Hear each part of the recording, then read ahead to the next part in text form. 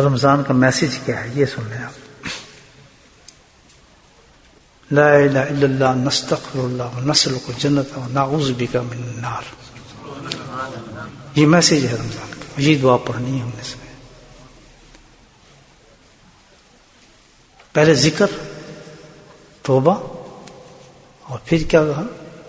اللہ تعالیٰ مجھے جنت عطا فرما اور دوزخ سے بچا دے. یہ رمضان اللہ نے دیا اس طرح کہ ہم نے جو میسج رمضان کا یہ ہے کہ ہم نے اللہ سبحانہ تعالیٰ سے اپنی بخشش کرانی ہے. حضرت عمر رضی اللہ تعالیٰ اس حدیث کو روایت فرماتے ہیں، فضائل اعمال میں یہ حدیث ہے. بس یہ سمجھ جائیں یہ کام ہم کریں تو اللہ کے نبی فرما رہے ہیں صلی اللہ علیہ وسلم، انہوں نے کلو دیا ہے کہ تمہاری اس طرح سے بخشش ہو جائے گی فوراً. یعنی پرچہ آؤٹ کر دیا اللہ کے نبی نے.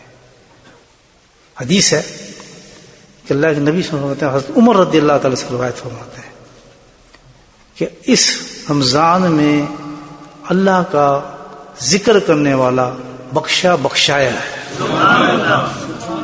بس اتنا آسان طریقہ ہے.